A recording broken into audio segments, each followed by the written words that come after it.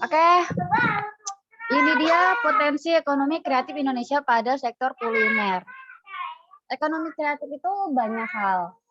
Bisa dari pariwisata contohnya, dan satu lagi adalah kuliner. Kenapa dua hal ini yang dibahas? Padahal kerajinan yang lain juga bisa. Kita sama-sama tahu kan, misalkan seperti kerajinan tangan, batik, atau anyaman. Indonesia tuh terkenal banget kan anyamannya yang bagus. Batiknya jadi ikon di UNESCO. Namun, sektor kuliner ini bukan hal yang nggak pasti banget kita nggak ambil. Karena kuliner punya potensi besar. Kok bisa sih punya potensi besar? Coba deh, berapa banyak kamu satu jalan dari rumah ke sekolah, itu rumah makan mulu kan? Banyak sekali rumah makan yang kita temui. Berbagai jenis. Bisa dari ayam misalkan, ikan. Tapi emang ayam sih umumnya. Ayam bakar, ayam geprek, ayam penyet, terus ayam yang lain lah diolah-olah gitu. Itu membuktikan bahwasanya permintaan soal kuliner itu tinggi. Membuktikannya kenapa kok bisa dibuktikan tinggi? Ya itu kan pertanyaan. Karena Indonesia tuh mayoritas orangnya suka beli makanan yang ada di luar, yang dijual dibandingkan seperti zaman dulu tuh bikin sendiri. Sekarang tuh orang lebih baik beli dibandingkan bikin. Nah, terus yang kedua, orang itu sibuk di luar. Semua orang punya kesibukan di luar rumah. Jalan-jalan sama keluarga, kerja, atau ada hal yang lain. Nah, sehingga dia itu ketika lapar bisa berhenti dulu. Nah, kesempatan inilah peminatnya yang tinggi membuat orang itu menjadikan bisnis. Bagaimana kalau yang food? Ya, kalau itu kan kebudayaan luar ya. Yang tadinya memperluas bisnisnya ke Indonesia, Indonesia tuh menerima dengan baik, optimal, akhirnya sampai sekarang. Industri kreatif. Ekonomi kreatif itu awalnya bukan industri. Kenapa disingkatnya ada industri? Karena ide-ide awal tadi yang dibuat lalu diterima oleh masyarakat luas, menghasilkan output yang maksimal juga untuk pendapatan. Akhirnya lama-kelamaan berubah jadi industri. Industri kan artinya dia itu membuat atau memproduksi besar-besarnya. Nggak mungkin industri itu cuma produksi satu hari 100 unit. Enggak. Industri itu ribuan. Ya katanya industri rumahan gimana? Ya sebenarnya kalau rumahan dikatakan output itu berapa dulu. Kalau emang dia tetap rumahan, contohnya kayak kamu Rey, kamu punya bisnis kecil misalkan nih, rumahan, kue-kue lebaran. Kan itu ada tuh, ramai kan, cuma karena pandemi banyak yang bangkrut. Nah ini kan jadi industri, seandainya kalau kamu satu kali produksi itu ribuan. Tapi kalau misalnya cuma puluhan, belum bisa dikatakan industri. Kalau ribuan kenapa dikatakan industri? Karena kalau ribuan, dalam satu kali produksi, omset kamu tinggi. Yang kedua, atau kamu produksi tadi ribuan, SDM yang kamu butuhkan banyak. Memperkerjakan orang lebih dari satu. Gak mungkin cuma 5 orang. Kerja dari pagi ke pagi. Bikin kue kan lumayan. Satu orang aja manusia paling puluhan aja. Gak sanggup lah kalau dia langsung produksi sampai ratusan satu orang. Ih, di sana. Oke. Akhirnya perkembangan yang tinggi tadi yang menjadikan industri Kementerian Perdagangan Indonesia menyatakan bahwa industri kreatif adalah industri yang berasal dari pemanfaatan kreativitas, keterampilan, serta bakat individu untuk menciptakan kesejahteraan serta lapangan kerja dan menghasilkan dan mengeksploitasi daya kreasi dan daya cipta individu tersebut. Maksudnya gimana?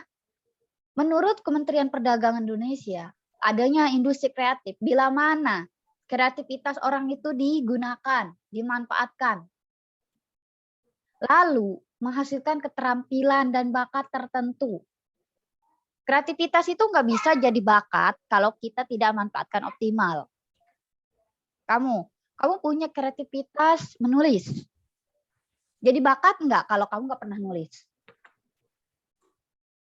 Enggak kan? Enggak. Iya.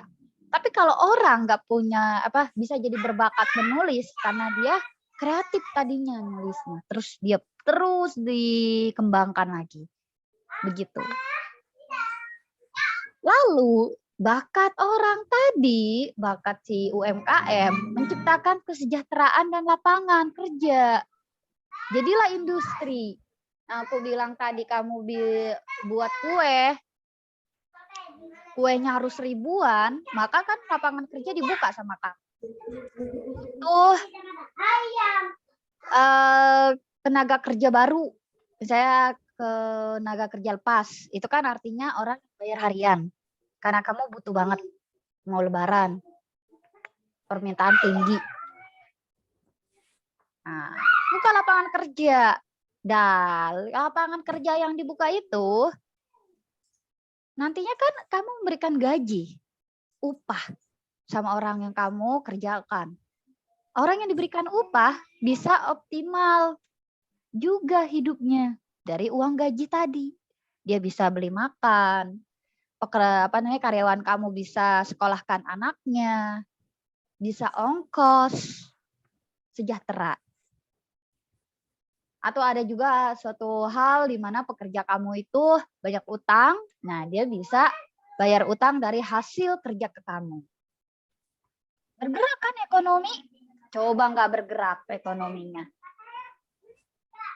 Nah, kita bisa ingat lagi bahwasanya salah satu teknologi atau risiko kita nantinya dari perkembangan revolusi industri kita, yang dimana kita bakalan diganti oleh mesin, mesin udah, kita akan diganti oleh robotika ya. Nah, banyak lapangan kerja yang diambil alih oleh robot. Maka kesejahteraan manusia akan dipertaruhkan. Iya, bertaruhkan dong. Yang diganti oleh robot resepsionis. Terus pekerjaan cleaning service. Apalagi ya yang udah di negara maju. Kalau nggak salah suster. Lalu yang bikin kopi itu namanya barista. Itu sudah diambil alih sektor-sektor ekonomi tadi. Kalau dibiarkan, maka misalkan 4 hal ini sudah tidak ada lagi manusia.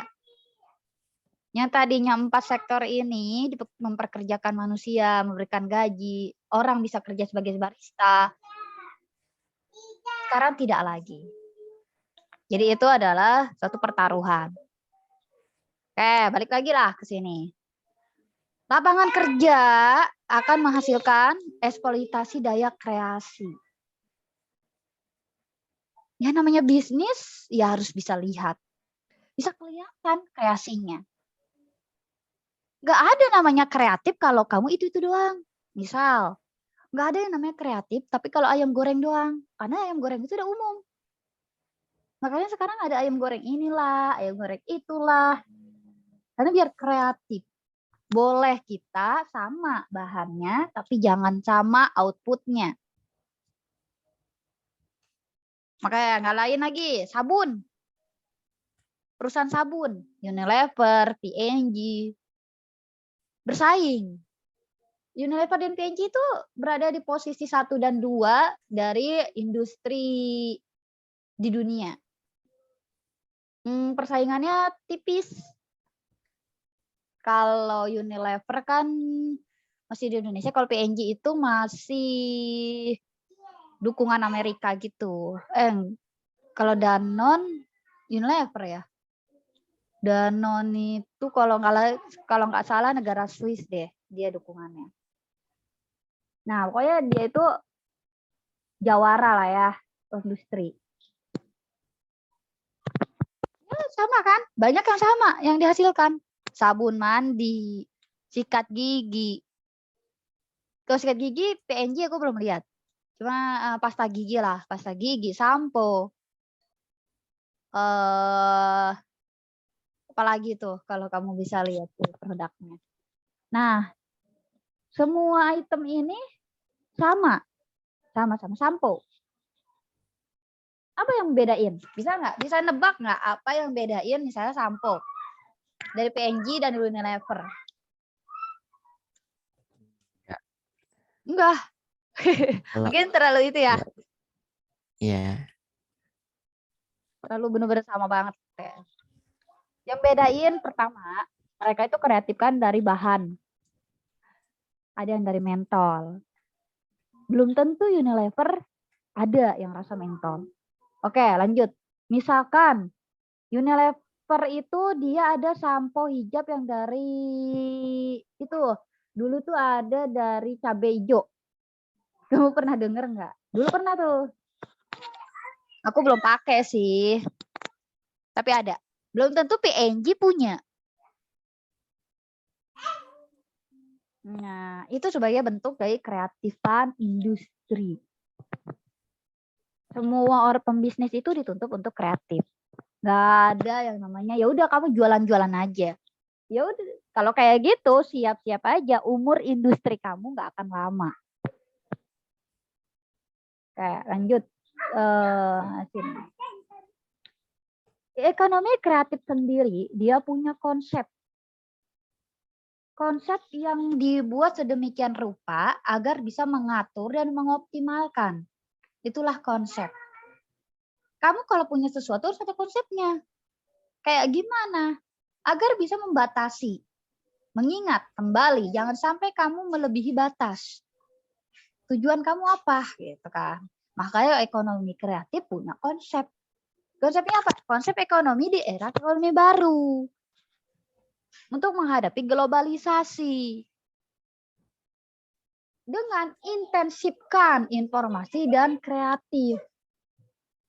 Sekarang informasi sangat mudah didapat. Apa sih yang susah dari informasi? Kamu buka Google beranda, informasi semua. Berita maksudnya. Tapi kalau kamu mau ngetik, ya tinggal search aja. Dalam hitungan detik keluar. Gampang informasi. Kalau nggak online, kamu offline, datangkan, wawancara. Lalu pinjam buku di perpustakaan misalkan, kalau emang berbentuk buku. Kalau wawancara, datangi orang tersebut, lalu wawancarai. Dapatkan informasi. Mudah kan? Mudah. Sekarang orang pinter banyak, jadi kamu bisa mendapatkan informasi sebanyak mungkin. Nah, itulah konsep. Jadi bisa intensifkan antara informasi dan kreatif. Cari sebanyak-banyaknya informasi agar kamu bisa kreatif, itu tujuannya. Jangan sampai kita tuh nggak tahu apa-apa. Ekonomi kreatif yang siapa bilang gampang. Oh, butuh orang kreatif doang. Kita bisa bikin ini, kita bisa ide ini. Kalau kamu nggak menggali informasi sebanyak-banyaknya, itu juga membahayakan. Kemudian, harus mengandalkan ide dan stock of knowledge dari sumber daya manusia sebagai faktor produksi utama dan kegiatan ekonominya. SDM yang berkualitas itu adalah investasi. Investasi yang tidak ada batasnya. Nggak aneh kan? Kalau orang mau kerja, maka dia harus pendidikan yang mumpuni. Orang yang kerja harus punya pengalaman yang matang. Kamu sebagai siswa nih, kamu sekolah A, sekolah kamu lebih bagus dibanding saya. Begitupun dengan kualitas SDM. Mungkin Kamu, Rey, SDM kamu lebih baik dibandingkan saya. Bisa jadi. Karena ini tentang SDM. Ekonomi kreatif harus punya SDM yang baik, harus punya pengetahuan. Iya. Mana ada orang tuh berbisnis, tapi dia nggak tahu apa-apa. Investasi aja, nih kalau investasi juga, orang berinvestasi itu disuruh belajar dulu. Oh, mau beli saham, apa tuh kalau saham aku lupa. Kalau beli satu saham tuh namanya slot ya, misalkan berapa slot gitu. Itu belajar dulu. Mau emang ada kasus nih. Ada salah satu cowok kasihan juga sih, kasihan gitu. Aku pas ngeliat beritanya, cowok ini mau nikah. Jadi mau nikah, terus uang modal nikahnya tuh ceritanya mau diinvestasi, belikan saham. Namun nggak mujur lah nasibnya ya. Gagal, investasinya rugi. Kalau saham rugi, uang nggak dikembalikan, alias angus. Orang yang terkaya seperti yang punya Microsoft siapa tuh? Bill Gates. Bill Gates juga pernah punya kerugian triliunan. Suatu saat investasinya rugi. Dibalikin nggak? Enggak lah. Itu risiko. Orang yang pinter aja tahu risiko, dia masih kena risiko. Apalagi kita yang nggak pernah belajar investasi. Itu dia. Makanya SDM yang baik diperlukan dan sebagai investasi tiada batas. Bagaimana setelahnya? Ya kita sebagai calon calon pemimpin selanjutnya harus paham pengetahuan, paham kreativitas, paham SDM yang baik. Ya, makasih. Ada pertanyaan nggak, Rey? Aku udah tadi ngomong nyelocos terus. Kali. Enggak. Kamu nggak dikasih kesempatan mau ngomong. Enggak ada kok. Oke. Lanjut ya.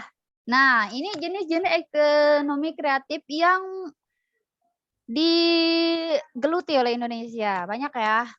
Pertama periklanan, advertising. Nah, ini periklanan ini penting juga kan, karena emang kita zamannya zaman multimedia. Yang dimana kita menggunakan periklanan digital. Nggak usah tuh kita bikin banner. Dulu kan kita harus capek ya, bikin selembaran gitu.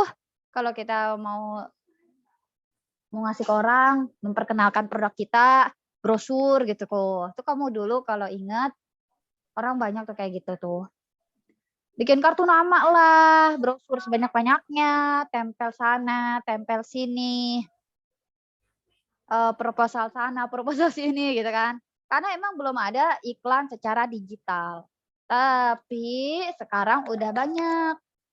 Kita bisa terhubung dengan Google Ads, kita bisa endorse, kita bisa pasang iklan di Facebook, Twitter, Instagram, WA. Yang penting kita punya banyak channel, punya banyak kenalan. Mudah lah untuk itu. Oke, ekonomi kreatif adalah arsitektur selanjutnya. Arsitektur ini lumayan hasilnya. Makanya untuk jadi seorang arsitek, itu adalah orang-orang yang benar-benar idenya tuh kreatif. Bikin bangunan pecah-pecah, kotak-kotak, lalu bangunan nggak nempel di bumi, mungkin seperti itu, yang bisa muter. Banyak, aneh kan? Kamu kalau pengen lihat hasil arsitek-arsitek dunia, itu aneh-aneh. Bagi kita aneh, tapi ternyata bagi dunia arsitektur, itu suatu kreativitas. Yang pusing siapa? Yang pusing itu teknik sipilnya yang pusing. Bagaimana caranya bangunan itu bisa berdiri dengan model yang dibikin sama si arsitek. Berarti lebih tepatnya arsitek ini kalau gambar namanya itu ya, desainer dari arsitektur. Hasilnya sangat lumayan. Jasa arsitek itu ratusan juta bisa sampai miliaran rupiah. Tergantung sama proyeknya seperti apa. Tapi tidak ada yang murah. Itu jadi ladang uang juga. Oke, lanjut. Jenis ekonomi kreatif selanjutnya adalah pasar barang seni, kesenian, kerajinan. Sama lah ya, dua hal ini. Kerajinan itu bentuk perilaku apa ya? Proses, namanya kerajinan. Tapi kalau barang seni adalah outputnya, barang jadinya. Itu menjadi ekonomi kreatif. Yang tenaga kreatif ya kan seni. Seni itu punya filosofi tersendiri. Seni itu punya ciri. Seni itu punya value, punya nilai.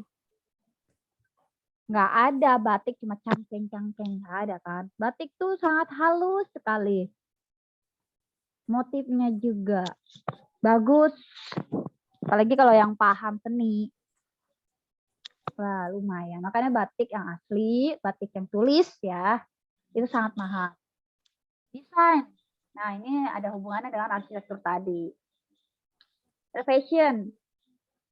Fashion yang jadi ekonomi kreatif. Sekarang itu orang-orang kaya, nggak sekarang aja sih, zaman dulu juga gitu ya.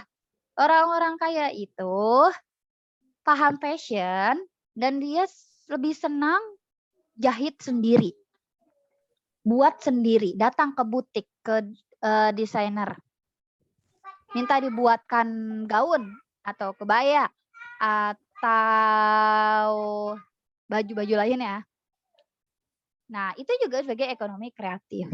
Di mana seorang desainer itu dituntut bisa punya pengetahuan, baik akademistis maupun yang lain. Jadinya ekonomi kreatif itu berjalan di kreativitas dia. Walaupun ya kalau di daerah yang kayak aku, desa, itu nggak berperan aktif kalau fashion. Karena kita tuh dari mempertimbangkan harga. Kita jadi lebih prepare-nya beli jadi dibandingkan bikin sendiri. Oke, lanjut ke video, film, dan fotografi. Video, film, fotografi menjadi ekonomi kreatif karena semakin lama karena digitalisasi itu berkembang pesat, orang jadi semakin kreatif juga dalam masalah kamera. Makin lama orang itu makin pede gitu. Bikin film juga makin beragam. Foto-foto juga semakin baik kualitasnya dan orang-orang juga eksplorisasi diri. Mendukung. Itu yang jadi ladang uang juga. Di mana orang ini, misalkan saya punya kemampuan dalam hal kamera atau buat film pendek gitu. Nah, aku bisa dibayar soal itu. Fotografi sih masih tergolong ekonomis, tapi kalau misalnya tentang video, film itu mahal jasanya. Lanjut ke game. Nah, kalau game ini makin merajalela deh. Game online. Kalau game offline kan udah enggak. Game online karena pertama adanya dirumahkan. Pasti orang jenuh main game. Kedua, anak-anak apa-apa menggunakan HP. Sekolah dari HP, searching dari HP, termasuk game juga dari HP. Jadi game punya luasan perluasan yang lebih baik dibandingkan sebelumnya. Orang-orang IT yang dia punya kemampuan buat game Nah, ini menjadi ladang uang lagi buat dia. Dia bikin game baru, lalu di-share, dijual kan. Satu kali orang unduh, misalkan dia diberikan $1. Itu kan misalkan, aku nggak tahu. Lumayan, itu satu orang. Sebenarnya kalau 10 orang, 20 orang, seluruh dunia bagaimana? Sedikitnya 100 orang lumayan. Nah, lanjut ke musik. Musik ini menjadi item yang sejak dahulu dipercaya meringankan stres. Salah satu dengan musik. Tapi ya balik lagi ya, kalau stresnya tingkat berat, ya nggak pakai musik sih. Ini sih yang ringan-ringan aja. Stres pakai musik. Nah, dunia musik itu selain jadi kreativitas juga menjadi bisnis. Nggak aneh dan kita akui lebih banyak yang ingin terjun di dunia entertainment dibandingkan dunia lainnya. Kreativitas lain. Ya, banyak kan yang pengen jadi artis, bahkan setiap tahun. Ikutin audisi. Audisi menjadi penyanyi. Wah, itu jumlahnya nggak ketampung itu. Ya, kalau kamu mau lihat di TV, misalkan di KDI, Indonesia Mencari Idol. Bener kan? Ya. Idol. Terus apa? Oh ya, di Indosiar ada tuh. Apa tuh namanya Indosiar? Di akademi kalau nggak salah. Nah, itu sebagai ajang mencari bakat tapi di dunia musik. Nyanyi. Ya karena hasilnya juga besar. Seandainya dia emang punya kemampuan dan bakat itu. Salah nggak? Nggak salah selama kita emang optimalkan bakat. Menjadikan uang. Daripada bakatnya ditimbun, ini kan menjadikan uang. Dan ternyata nggak cuma di Indonesia doang, tapi setelah orang itu menyanyinya sebaik baik, terkenal, dia bisa jadi penyanyi internasional. Contohnya Anggun, tapi Anggun udah nggak nyanyi sih. Selain Anggun ada Agnes Monica. Agnes Monica kan aktris Indonesia yang tadinya waktu awal karirnya ikut-ikut ajang bakat. Nah, setelah bakatnya tuh semakin baik, dia bisa ke luar negeri. Oke, lanjut. Pertunjukan. Nah, ini kayak masuk ke dalam film. Seni pertunjukan. Bedanya seni pertunjukan dengan film. Kalau pertunjukan seperti pertunjukan tari, pertunjukan teater-teater gitu. Nah, itu bisa jadi ekonomi kreatif. Namun ya, di seni pertunjukan ini untuk Indonesia sendiri masih perlu banget dukungan dari semua pihak. Karena masih aku lihat peminatnya tuh masih sangat minim sekali. Dan dikhawatirkan seni-seni Indonesia dan budaya itu bakal tenggelam. Terus ada penerbitan dan percetakan. Penerbitan dan percetakan ini juga mengalami pergeseran. Yang tadinya penerbitan dan percetakan itu buku ya, yang mau percetakan gitu. Nerbit ya pasti buku, apalah gitu ya. Tapi sekarang harus mau nggak mau bersaing dengan secara digitalisasi. Makanya berita itu lebih banyak di-upload di media sosial secara online. Karena orang nggak lagi namanya baca koran. Yang baca koran masih ada, Miss. Oke, yang baca koran masih ada, tapi orang tua. Anak-anak muda kayak kita itu biasanya lebih tahu dari TV atau dari internet dibandingkan dari buku. Tapi ini aku juga emang baca beritanya, emang seperti itu. Lama-lama juga akan tergerus zaman. Oke, lanjut ke layanan komputer dan piranti lunak atau software. Nah, yang diuntungkan yaitu tentang komputerisasi. Yang diuntungkan yaitu tentang teknologi. Software, komputer, sekarang itu punya peranan yang dibutuhkan. Kamu butuh banget kan komputer. Gak mungkin kamu gak butuh. Kamu butuh banget lah. Software, butuh. Walaupun hanya sekedar Word, Excel, PowerPoint, untuk bikin PPT di sekolah, untuk sekolah gitu. Bagaimana orang di luar sana? Semakin lama kita tidak akan pernah bisa lepas dari komputer. Kalau lepas dari HP udah fix ya, nggak bisa. Komputer juga sama. Kok aku bisa yakin banget seperti itu?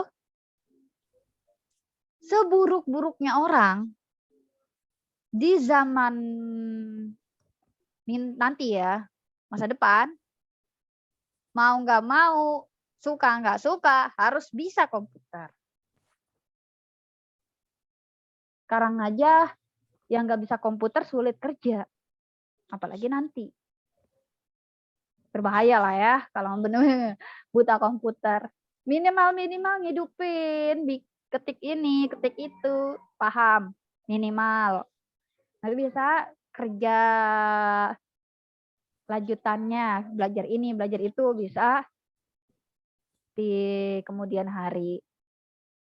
Oke, lanjut televisi dan radio, broadcasting itu sama aja sama sebelumnya. Riset dan pengembangan, R&D. Riset dan pengembangan ini masuk dalam penelitian, Re. Jadi kita akan berhubungan dengan penelitian. Jangan salah loh, penelitian itu ada beasiswanya. Kebetulan aku nggak ikut. Karena penelitian aku pribadi aja, aku cukup stres ya sama penelitian sendiri. Apalagi ketika punya penelitian tambahan. Ada yang dibuka beasiswa untuk meneliti suatu objek atau suatu fenomena. Nah, itu ada uangnya. Ada juga yang diberikan kompetisi. Nah, ini salah satu orang Indonesia. Aku tuh suka lupa bae namanya siapa. Dia sampai dipekerjakan oleh Google kan. Dia tuh ahli dalam rumus fungsi dari matematika. Di Indonesia dia kalah pas di kompetisi. Dia tuh juara 2. Tapi ketika Google mengetahui hal itu malah diterima di Google. Itu makanya riset dan pengembangan itu menjadi ekonomi yang kreatif. Segala hal yang bisa dijadikan bisnis, segala hal yang baik, segala hal untuk mengembangkan manusia jauh lebih baik lagi, maka itu bisa dikatakan ekonomi kreatif. Dan yang terakhir adalah kuliner yang memang kita lagi bahas. Nah, 3 sektor ekonomi kreatif yang berkembang pesat. Ya, punya perkembangan pesat nih di Indonesia. Pertama fashion. Kedua kuliner, ketiga craft atau kerajinan tangan. Fashion, iya karena zaman kita udah modern ya, makanya fashionnya tuh udah bermacam-macam. Baju miring sini, miring sana, terbuka sini, terbuka sana, pokoknya macam-macam. Dan orang tuh berlomba-lomba agar bisa punya produk fashion terbaik. Terus kuliner juga jadi satu ajang bisnis, di mana pembisnis di luar sana itu terus mengubah ya. Biar mengubah tuh artinya ya membuat produk baru dalam segi kuliner biar makin banyak pelanggannya. Kerajinan tangan juga sama.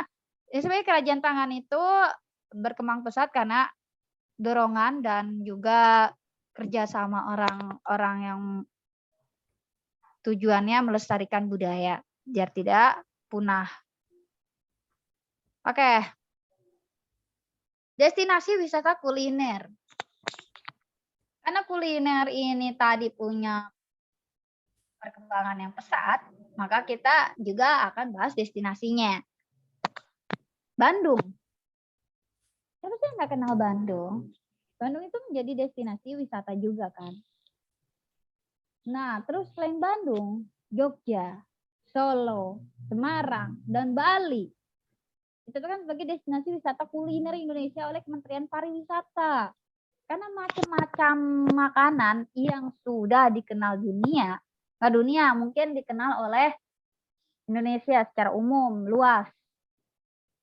Ya, terus juga enak, misalkan. Dan yang pasti dia itu berada di destinasi wisata. Nggak cuma kuliner. Tempat orang berlibur. Bandung, Jogja, Solo, Semarang, Bali itu termasuk tempat-tempat liburan. Jogja sama Solo kan itunya keraton. Semarang itu ada Lawang Sewu yang terkenal. Terus Bali itu ada Dewata. Nah, kulinernya lah dioptimalkan biar orang itu semakin cinta, semakin tertarik. Suatu saat nanti bisa di-share lagi ke orang lain tahu, kemudian datang lagi, makin memperluas income-nya. Kayak gitu kerjanya. Ke depan, kota-kota itu diharapkan bisa masuk ke dalam situs warisan dunia UNESCO sehingga makin memberi dampak positif bagi negara. UNESCO itu suatu pengakuan. Emang, kalau pengen dikenal dunia, maka kita harus tembus di UNESCO. Kalau UNESCO sudah mengakui, ya, contohnya Candi Borobudur, UNESCO mengakui itu sebagai 7 keajaiban dunia. Maka seluruh dunia mengakui. Anda yang nggak diakui oleh UNESCO gimana? Ya seluruh dunia nggak akan ngakuin. Seluruh dunia ya cuma tahu, oh itu salah satu ikon Indonesia. Sudah cukup sampai situ. Tapi tidak pernah berpikir Candi Borobudur adalah 7 keajaiban dunia. Ya segala sesuatu emang perlu pengakuan kan. Indonesia merdeka aja yang ngakui baru satu waktu dulu. Pertama kali merdeka, masih ingat nggak negara apa yang pertama kali mengakui Indonesia merdeka?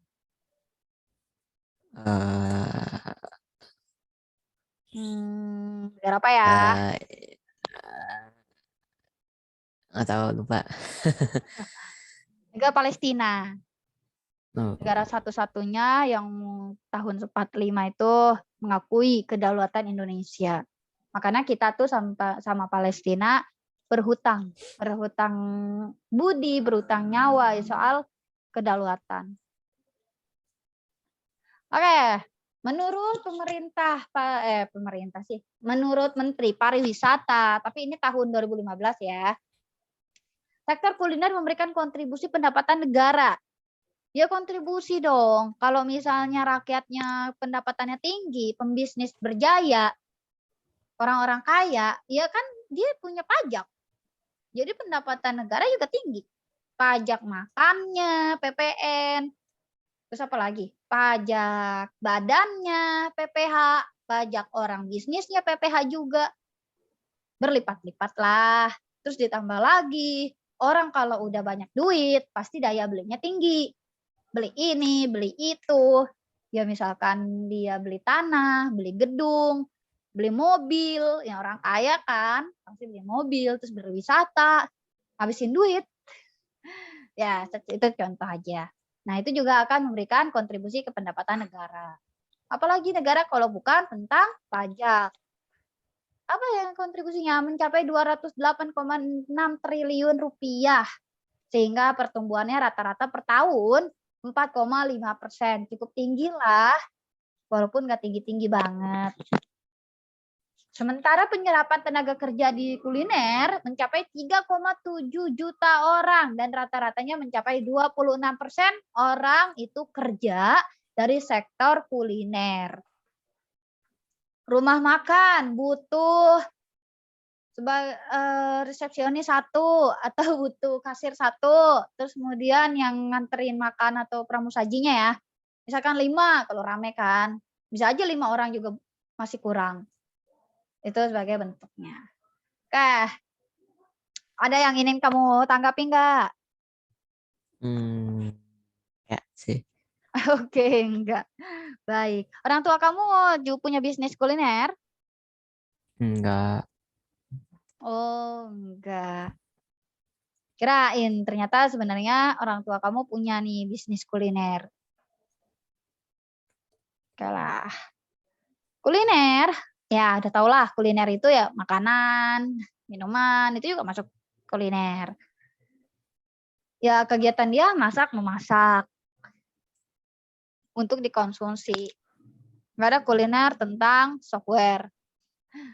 Nah ini sebagai contoh aja gambar-gambarnya. Bakso itu berasalnya dari Cina, Thailand, iya bener Cina, Taiwan. Terus ini gambar-gambar makanan. Nah, kalau wisata kuliner, wisata dari kata wisata dan juga kuliner. Berpergian bersama-sama untuk memperluas wawasan mengenai makanan yang belum kita ketahui. Yaitu tujuannya adalah menemukan menu baru. Yang tadinya kita cuma tahu ketoprak. Nah, tapi kita bisa tahu di daerah lain ketoprak tahu, ketoprak bakso, misalnya gitu ya. Kita bisa tahu kan. Misalnya kita tahu soto Bogor, ternyata di sana ada soto ini, ada soto itu di tempat yang berbeda. Bakso, tempatnya kita bakso urat, bakso telur, kita bisa tahu di bakso Malang. Cuman kita nggak usah jauh-jauh ya, Malang. Gak usah ke Malang, bakso Malang juga lewat tiap hari. Nah, ini bahan diskusinya. Bahan diskusi 1, 2, ini juga bahan diskusi lagi ada 4. Ini adalah bahan diskusi kita selanjutnya. Apa mau aku tugaskan? Mungkin ya. Nah, ini ekonomi kreatif selanjutnya setelah tadi. Terlihat luas kan?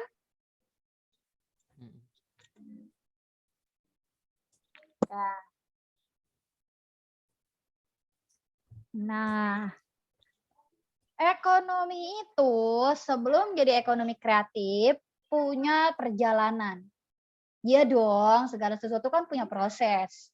Kayak kamu bisa berhasil di sekolah yang elit, sekolah mahal, pinter, punya nilainya bagus. Kamu juga punya proses. Nggak mungkin baru lahir, tring, langsung pinter. Nggak ada. Belajar dulu. Pernah punya nilai jelek dulu. Pernah dimarahin dulu. Gitu kan. Punya proses. Sama dengan ekonomi. Pertama, ekonomi Indonesia itu era pertanian. Karena kita agraris, dan sampai sekarang juga masih dikatakan agraris, maka pertama kali adalah pertanian. Kemudian setelah pertanian kita masuk ke modern, atau lebih ke setelah pasca penjajahan, itu masuknya kemerdekaan, kita akan masuk dunia era industri, yang dimana kegiatan ekonomi itu dipegang erat oleh industri, diproduksi dari mesin.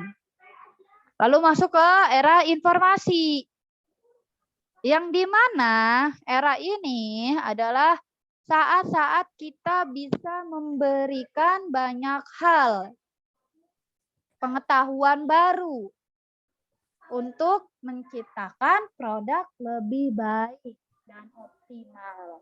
Dan yang terakhir, di mana ekonomi masuk ke ekonomi kreatif, dioptimalkan kembali bakat dan kreativitas. Nah, gimana kontribusi kita terhadap dunia? Ini dalam segi Indonesia ya. 20% kita lebih besar dibandingkan ekonomi Jerman. Dan kita juga 2,5 kali lipat lebih besar pengeluarannya daripada militer dunia. Kita punya sumbangan terhadap PDB dunia, pendapatan domestik bruto, yaitu 6%. Karena adanya impor ekspor, maka kita ada kaitannya dengan dunia internasional. Atau setara 4,3 triliun dolar per tahunnya. Itu udah membuktikan kan bahwasanya perkembangannya pesat. Gimana kalau tahun 2011? Nah, ini data di tahun 2011 mencapai 646 miliar US dollar ekspor produk dan jasa ekonomi kreatif dunia. Nah, HK itu hak ekonomi ya, dari pemilikan HKI. Jadi kayak semacam perizinan ekonomi gitu. Ekonomi kreatif nilai tambah melalui kepemilikan HKI. Jadi ketika kita punya berekonomi lah, berbisnis, kalau kita nggak punya HKI ya terkadang nggak punya nilai tambah sih. Nah, kalau ada HKI kan enak, kita bisa memperluas. Nah, pertama, namanya kita berekonomi kreatif itu harus punya ide. Nggak ada mau bisnis tapi nggak punya ide. Apa ya? Kita mau bisnis ini deh. Nggak mungkin lah, nanti nggak bisa jalan secara optimal. Nggak ada mut-mutan. Yang ada namanya mungkin ada musiman. Ada kalau musiman, tapi kalau mut-mutan nggak ada. Pertama adalah buatlah ide. Ide yang bagus dong. Ide mau jualan apa? Nah, kemudian idenya udah ada, produksi dong. Jangan cuma jadi ide doang. Terkadang kita punya keterbatasan sih emang. Manusia terkadang gini, ada satu orang ini emang punya ide yang bagus, tapi dia nggak punya modal. Ada satu orang lagi punya modal, tapi nggak punya ide. Ada suatu kondisi seperti itu. Itu ya adalah ini sebagai bentuk ekonomi kreatif dari segi bisnis yang mau dibuat. Berarti dari ide kita harus punya produksi. Produk apa? Lalu produk itu harus punya komoditas. Harus ada item-item. Komoditas itu barangnya. Barang yang tadi udah diproduksi.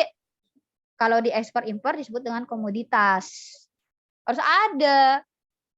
Kalau produk itu cuma cukup untuk dalam negeri, ya jangan diekspor. Tapi kalau udah cukup buat diekspor, ya ekspor aja. Keuntungannya lebih tinggi. Lalu, kita juga dituntut untuk punya konten-konten yang kreatif. Bukan berarti jadi YouTuber. Tapi konten-konten kita untuk jenis pemasarannya. Rakyat secara internasional bisa mengetahui cara baik dan luas. Bisnis kita tentang apa? Terus bisnis kita juga apa tuh namanya, ada promo apa ya kan, masuk ke dalam konten. Nah, kepemilikan HKI, komersialisasi HKI menjadi sebuah nilai tambah bagi desain, pengemasan maupun pemasarannya. Yang dimana ketika kita sudah memiliki ini, lalu kita bisa optimalkan juga, ini akan meningkatkan PDB, ekonomi kreatif nasional. Pendapatan nasional kita juga akan bertambah. Kenapa ekonomi kreatif? Ada 5 hal alasannya. Kita harus menggunakan ekonomi kreatif atau kita harus bisa kontribusi dalam ekonomi kreatif. Pertama, sebagai citra dan identitas negara, maka kita harus bisa mempertahankan dan memperbaiki agar bisa lebih luas lagi pariwisata kita. Kita tinggal di daerah yang wah cocok nih buat jadi destinasi liburan. Nah, kita bisa buat bisnis di situ. Perkenalkan. Kalau banyak turis kan jadi pendapatan juga kan. Kita bisa buka kuliner, kita bisa buka hotel, namanya tempat wisata atau hal-hal yang lain. Itu sebagai citra dan identitas negara. Orang lain di luar sana tahu identitas. Kalau nggak tahu karena nggak dikasih kenal lah, nggak dikasih tahu. Jadi dia nggak tahu. Terus sebagai dampak yang sosial. Dampak sosial itu dari pendapatan kita berbisnis. Nah, punya dampak dan sosial. Kualitas hidup kita juga baik, kesejahteraan ada, lapangan kerja juga ada. Kita udah bahas sebelumnya. Kemudian lanjut. Kenapa harus ada ekonomi kreatif? Karena sebagai bentuk inovasi dan kreativitas atas ide. Ide saja tidak cukup kalau kita tidak kreativitas. Oh, ide bikin minuman kekinian. Akhirnya kan minum kekinian ada jawaban lain tuh. Minum kekinian tuh kayak gimana? Gitu kan. Kan banyak sekarang SS. Kita harus bisa punya produk yang beda. Nah, itulah ekonomi kreatif itu berperan. Lalu, alasan selanjutnya adalah sumber daya terbaru. Sumber daya terbaru ini karena orang-orang sekarang udah punya pengetahuan, udah punya pengalaman, udah diperbaiki ya sumber daya manusianya, sehingga dia itu bisa membangun bisnis yang baik. Nah, yang nantinya yang terakhir kontribusi ekonomi bagi negara. Oke, ada yang ingin kamu sampaikan nggak? Mungkin ada yang ingin kamu anggapi. Enggak. Berat nggak bahasanya? Mungkin aku tertele-tele atau gimana bahasanya? Mudah dipahami kah? Udah. Syukurlah. Kalau ada kesulitan bilang aja ya. Tanyain aja. Oke. Biar aku juga tahu gitu. Nah, ekonomi kreatif dan pariwisata punya step-step dan punya jenis-jenisnya yang nantinya akan kembali lagi ke tempat wisata. Ini ada anak panah yang akan kembali lagi ke sini. Karena emang itu proses. Pertama, tempat wisata. Kami cultural tourist. Kemudian creative tourist. Terus ada shopping, ada kuliner, ada event. Dimana emang ini suatu kebutuhan yang harus kita lakukan dalam kreativitas pariwisata. Ada tempat wisatanya, lokasi A. Ada kultural nggak di situ? Ada kultural turis nggak? Terus ada kreatifnya nggak? Jangan cuma sama-sama aja. Misalkan pantai, ya pantai doang. Iya mana seru. Ada budaya nggak di situ? Budaya sekitar yang bisa dipertonton bisa jadi citra gitu, identitas dari wilayah tersebut. Bisa harus tahu agar bisa suatu ketertarikan. Nah, ada kreatif nggak? Jangan cuma pantai doang. Buatlah di sekitar pantai itu juga menarik. Nah, kemudian kita bisa tempat shopping. Orang bisa dapat oleh-oleh. Mudah. Kulinernya juga mudah didapat ya, jangan jauh-jauh. Orang tuh berwisata tuh udah capek keliling-keliling, biasanya nyari yang tempat yang dekat. Nggak ada yang mau jauh-jauh. Keburu lapar dia. Terus event, harus ada musik, seni, ada pertunjukan. Makanya nggak aneh kalau ada developernya dalam wisata. Kalau tempat wisata itu nggak ada yang mengembangkan, pengembangan yang nggak ada, ya udah ditinggalkan. Oh, nggak seru liburan di situ, gitu-gitu doang. Kan nggak lucu ya, jauh-jauh ke situ. Oke, kita punya Badan Ekonomi Kreatif nih.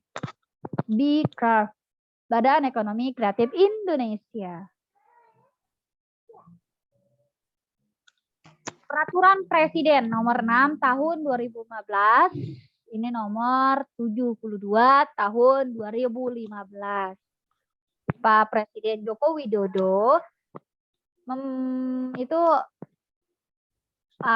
ini membantu Presiden dalam merumuskan, menetapkan, mengkoordinasikan, dan sinkronisasi kebijakan di bidang ekonomi kreatif.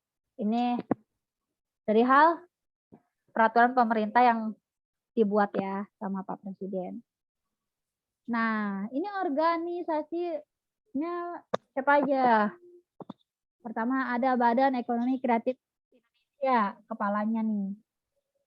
Terus ada wakil kepala, ada sekretaris utama, ada deputi 1 yang tugasnya tentang riset, edukasi, dan pengembangan. Edukasi kan pengajaran ya, atau perluasan informasi, itu edukasi. Ini tugasnya deputi 1. Kemudian yang kedua, deputi kedua, akses permodalan tugasnya. Kalau deputi 3 tentang infrastruktur, deputi 4 tentang pemasaran, deputi 5 tentang fasilitas hak, kekayaan intelektual dan regulasi, deputi 6 hubungan antar lembaga dan wilayah. Visi misinya. Visi menjadikan ekonomi kreatif sebagai kekuatan baru ekonomi Indonesia. Karena punya peran penting dalam perekonomian dan pendapatan, maka didukung penuh oleh pemerintah juga dong. Yang misinya apa aja yang dilakukan? Pertama, mendorong pertumbuhan usaha baru ekonomi kreatif. Permodalan juga dipermudahkan sekarang, itu termasuk upaya. Kamu bisa lihat di luar sana. Yang UMKM dikasih modal, UMKM boleh kredit tapi bunganya kecil, misalkan kayak gitu. Tuh bank-bank banyak tuh yang kayak gitu tuh, karena emang bentuk kebijakan pemerintah. Kasihanlah UMKM yang mau jualan tapi terkendala modalnya nggak ada. Bantu, kayak gitu ya bahasa kitanya. Tuh. Kalau modalnya dibantu kan dia bisa tetap jualan. Kalau tetap jualan, punya pendapatan, ekonomi bergerak. Terus, yang kedua, Bekraf itu meningkatkan nilai tambah produk kreatif dalam perekonomian nasional. Udah punya produk, contohnya batik. Nih, produk juga kan. Tapi kalau nggak didorong, nggak ditingkatkan nilainya, maka orang tidak akan mau beli. Loh, kok nggak mau beli? Ya mahal kan. Mana mau, nggak mudah untuk menjual belikan barang mahal, barang murah aja nggak gampang, apalagi yang mahal. Nah makanya nilainya dioptimalkan dengan cara apa? Misalkan dibantu edukasinya, terus dibantu kebijakan, misalkan untuk mendorong ini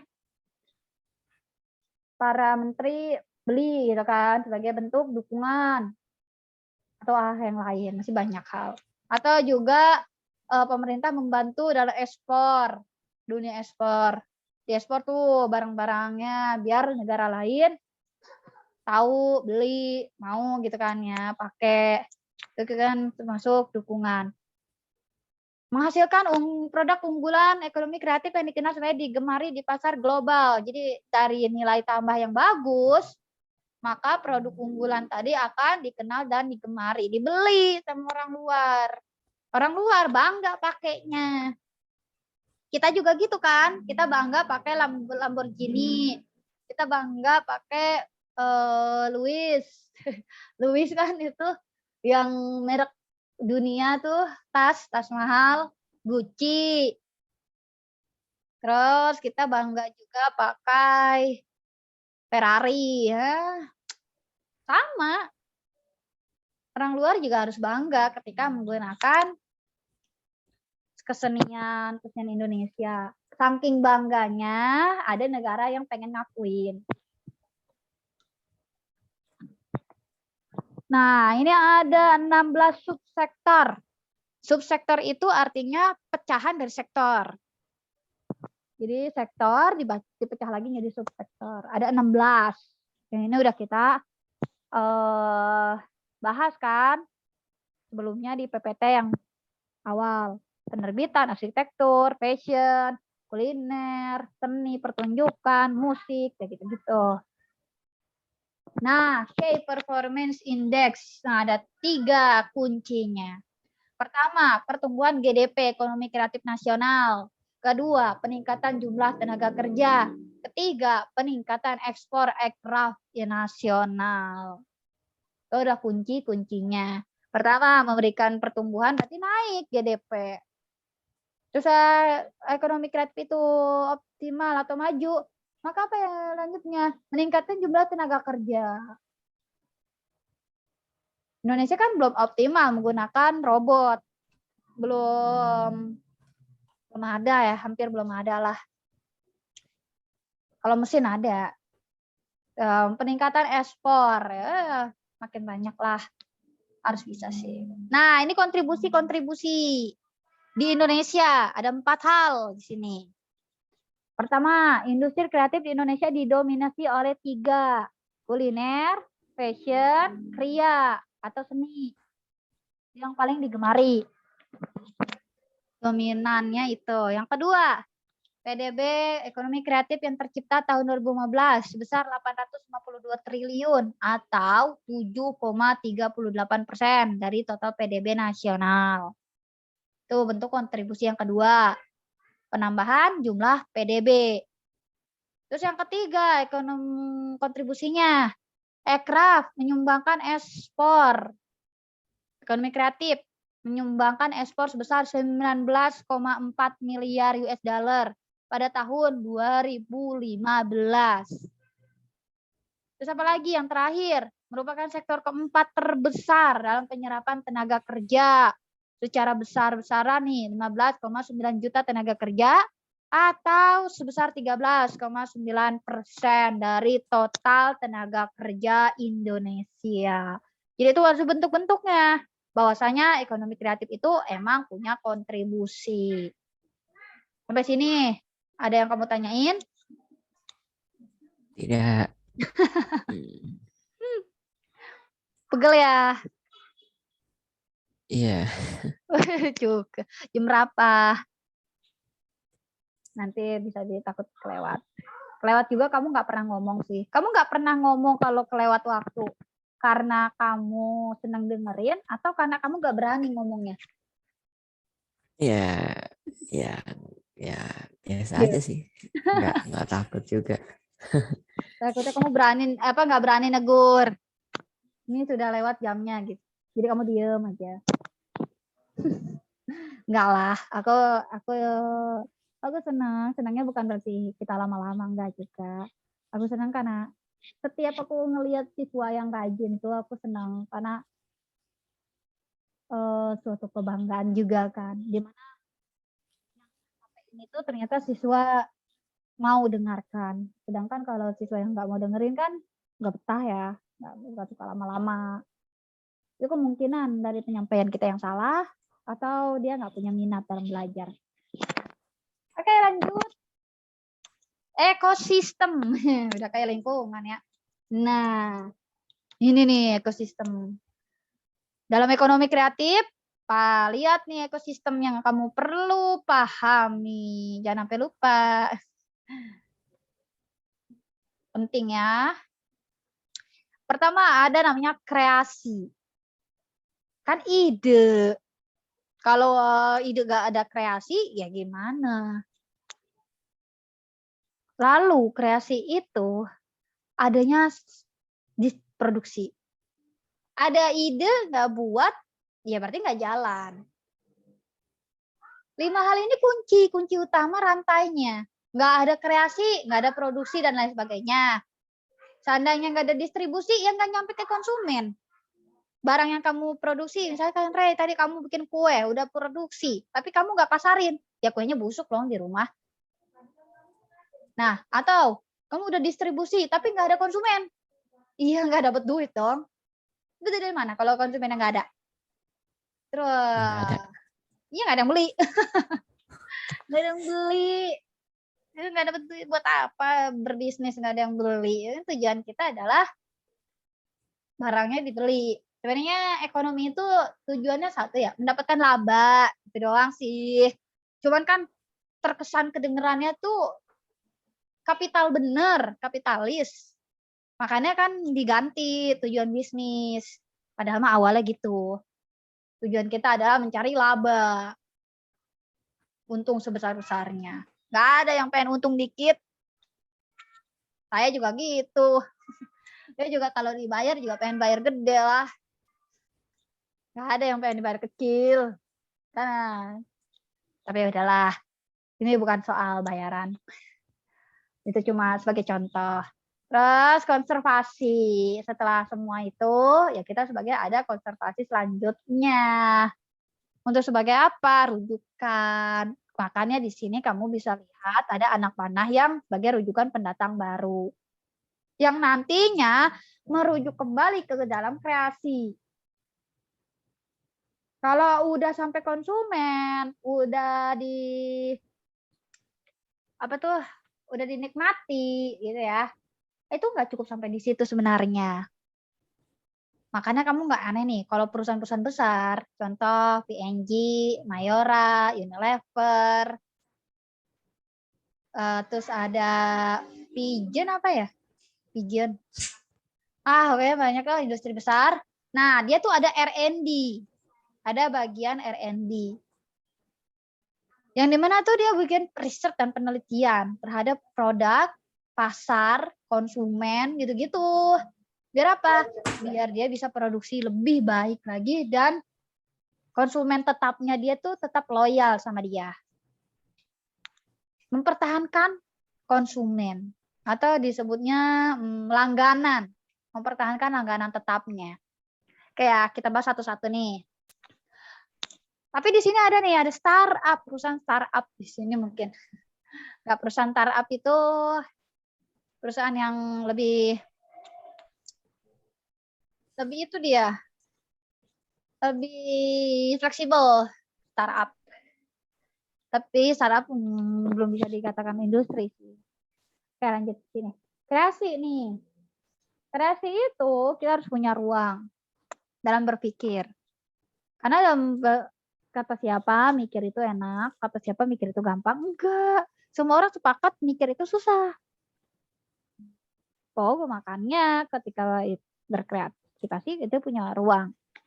Ruang kreativitas kita kayak gimana? Sebesar apa? Seluas apa? Mana? Dalam kreasikan kita punya sarana enggak?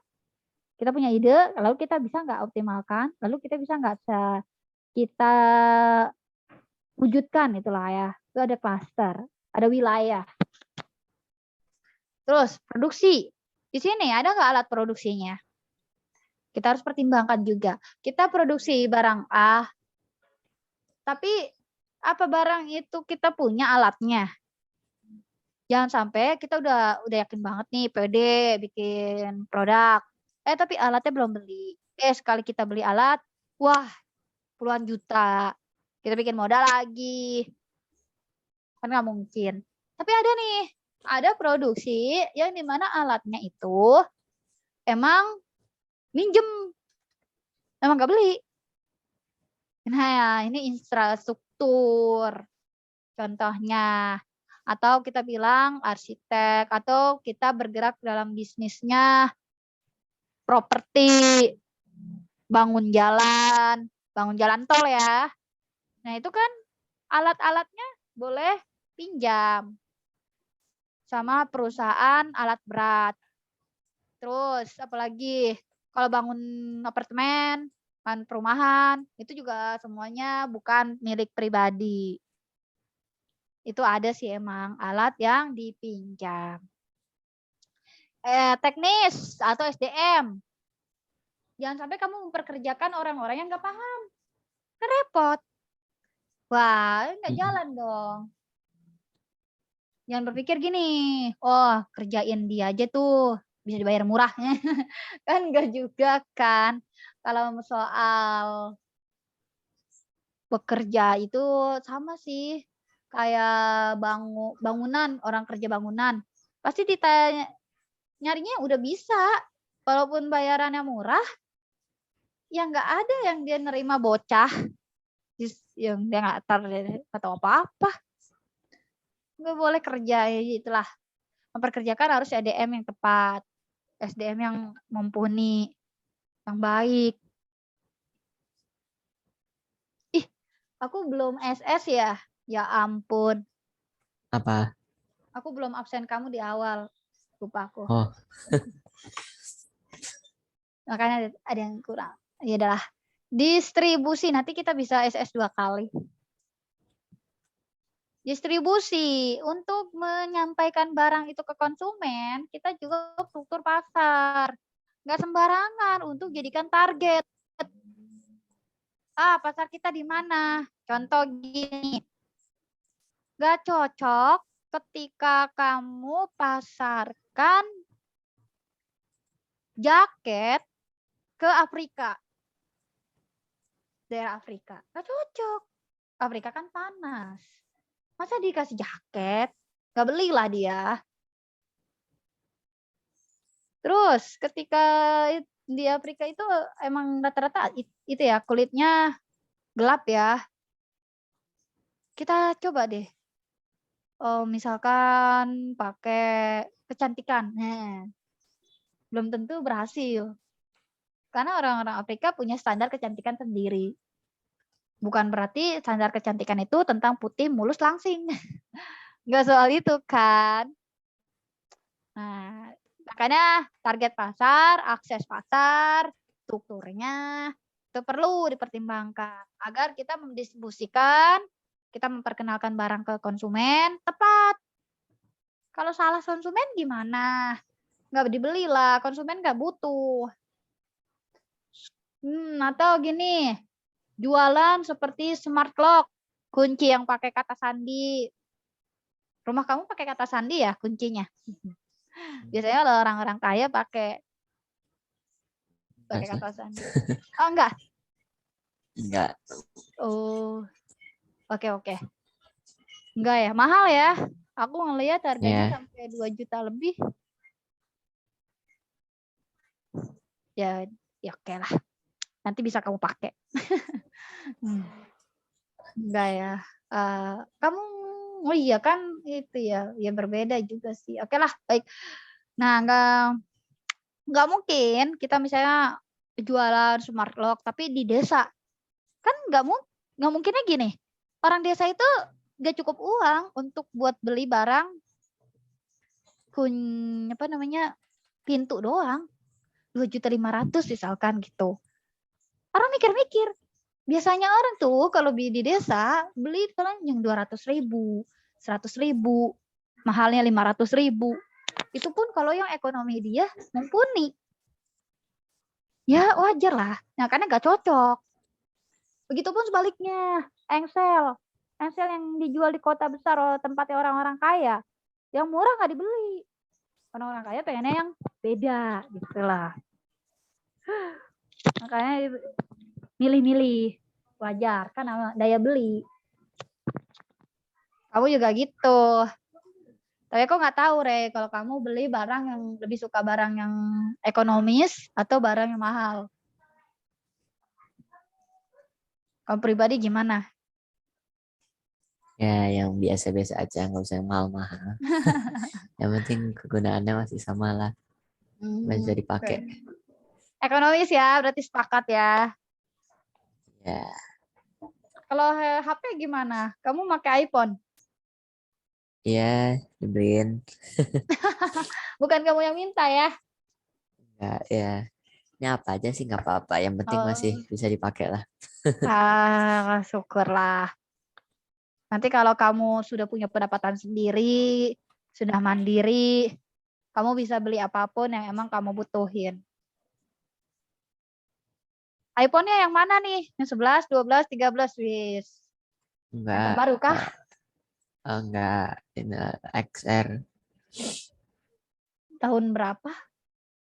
Berapa ya, nggak tahu sih. Udah agak lama. Aku juga nggak iPhone kok. Aku Oppo Mas. Oh, 2018 udah lama. 2018. Berarti sekitar 3 tahun yang lalu ya. Lumayan iPhone. iPhone juga sebenarnya dia punya itu apa ya Kak, sistem keamanan. Makanya iPhone harganya nggak murah, nggak seperti Android. Itu yang membuat iPhone tuh menjawarai. Hanya saja kalau dalam dunia digitalisasi handphone dunia tetap ya emang Android karena ekonomis harganya. Aku pribadi seneng ngelihat iPhone dan aku juga tahu kelebihan-kelebihan dari iPhone. Dan wajar dia dihargai mahal. Oke, lanjut ke market learning. Ada pengembangan pasar. Nah, aku yang bilang tadi, market learning itu jadi maksudnya gini, target konsumennya. Dari segi konsumen, kita harus punya target. Siapa yang kita targetkan? Apakah dari bisnis ini kita targetkan orang dewasa? Apakah bayi?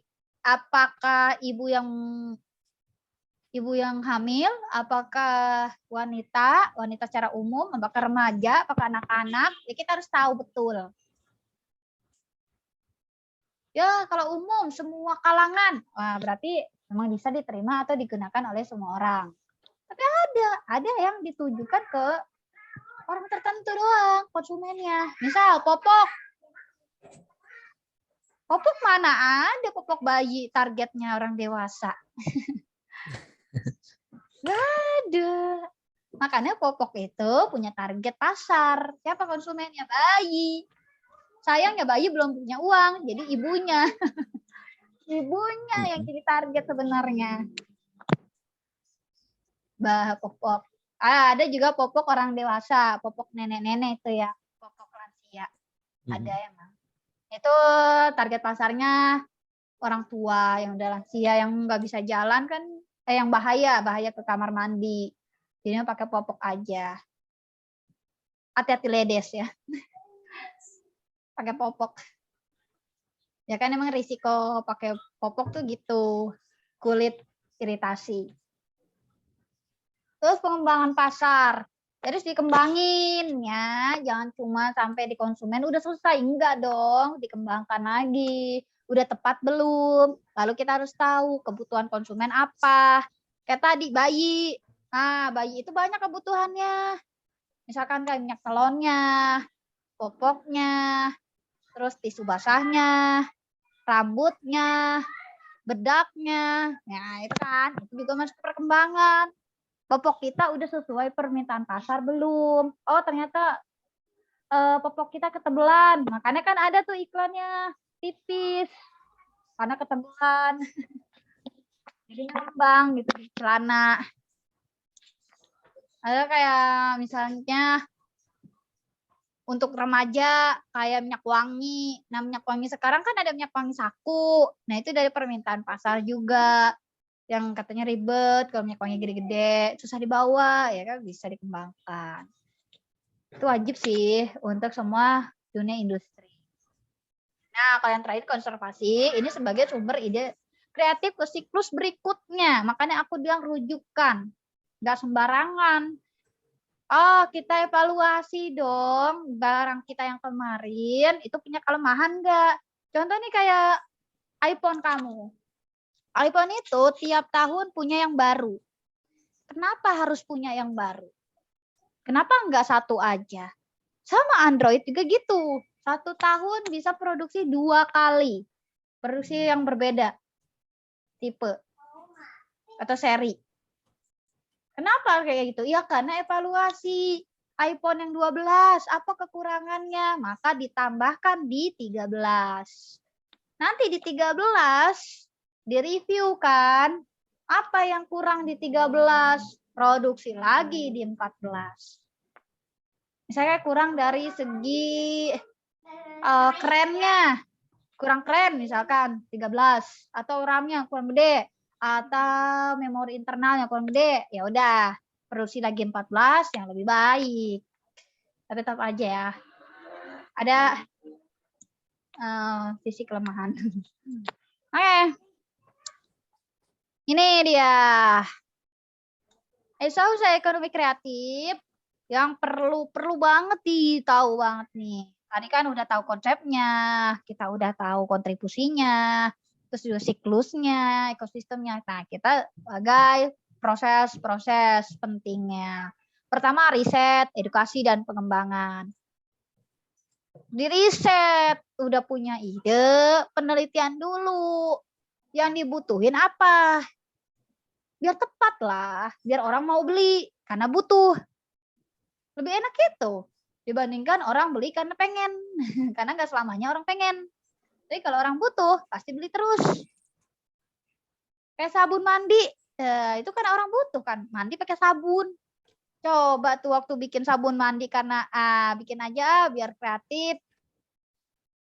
Ya orang kan ya udahlah males beli lagi mahal ya. Tapi kalau butuh kan mau nggak mau beli. Kayak paket lama-lama makin mahal.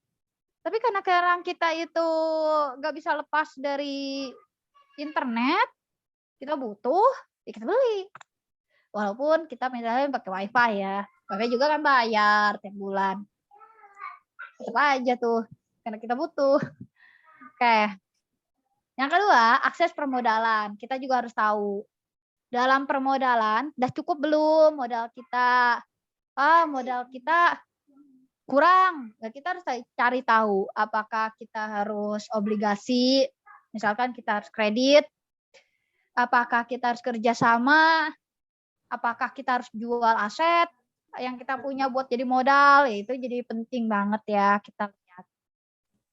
Terus juga kita punya ide, udah punya barang mau dibikin, tapi kita perhitungkan apakah modalnya kita mumpuni enggak. Karena akses pemodalan jadi penting. Yang ketiga, infrastruktur bisnisnya sepanjang rantai makanan sih. Rantai nilai yang sebelumnya yang di ini kita udah cukup belum? Pengetahuan kita udah siap belum? Kalau udah siap berarti D3 ini infrastruktur bisnisnya kita sudah cukup. Nah, terus segi pemasaran. Dipertanyakan, kita mau masarinnya lewat apa? Apakah kita pasarkan online?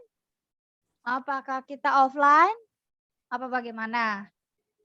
Harus tahu. Terus ya, hak kekayaan intelektual.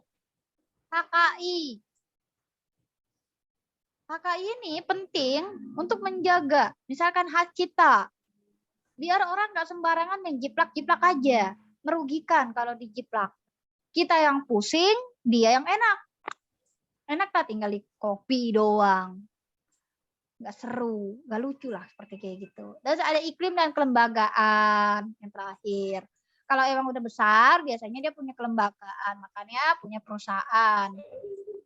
Tapi kalau iklim kita harus tahulah kayak gimana kondisi dan situasi bisnis. Nah, ini subsektor prioritas.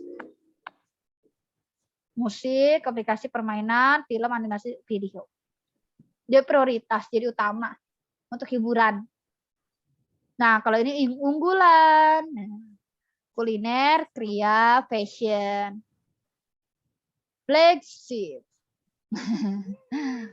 Ini bentuk-bentuknya. Aku aja nggak tahu ini. Punya siapa? Nah, Indonesian Creative Incorporated. Strategi khusus Bekraf yang fokus membawa karya-karya kreatif. Unggulan Indonesia masuk bersaing di pasar internasional secara signifikan. Nah, Bekraf tahun 2017 dia ada 3.000 peserta. Oh, ini kayak semacam ini startup. Kalau di sini itu kayak latihan kerja atau seminar kerja gitu. Nah, ini ada workshop, nanti ada monitoring, ada incubation, ada funding yang dibawahi oleh Bekraf Indonesia demi mendukung ekonomi kreatif. Nah, ini ada juga bagian tenun. Nah, ini contohnya. ECCN, Creative City Synergy di Makassar tahun 2017. Nah, fasilitasi pendaftaran hak kekayaan intelektual, juga pendirian badan usaha baru. Di mana fasilitas ini memberikan bantuan soal pendaftaran bagi pelaku ekonominya, Juga bantuan pendirian badan hukum. Tapi bukan sifat rumahan ya kalau udah masuk ke sini. Ini udah keren lah bisnisnya. Makanya ada hak intelektual.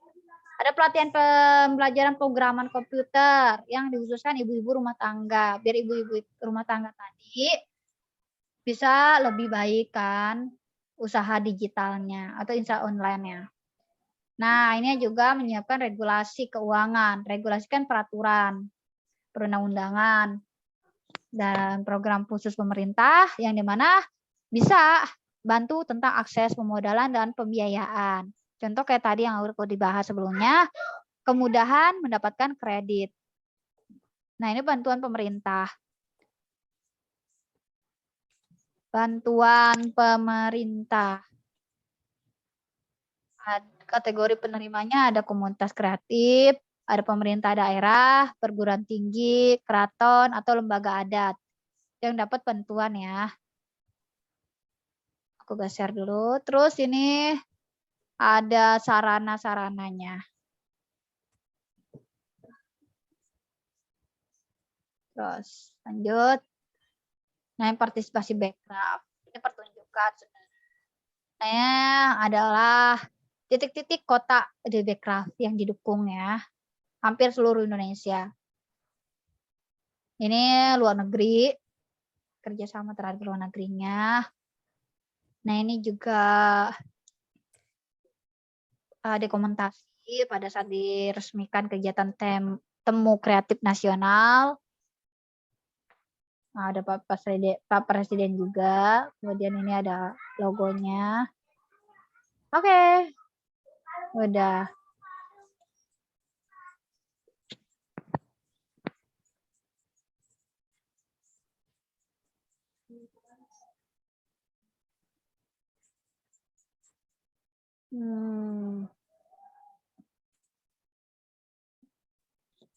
Sampai sini. Ada yang ingin kamu tanyain? Enggak. Enggak ada. Enggak ada ya.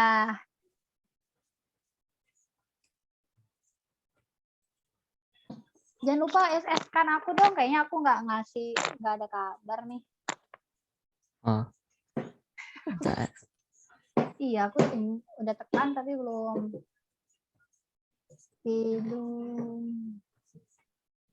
Wow, ini baru bisa deh.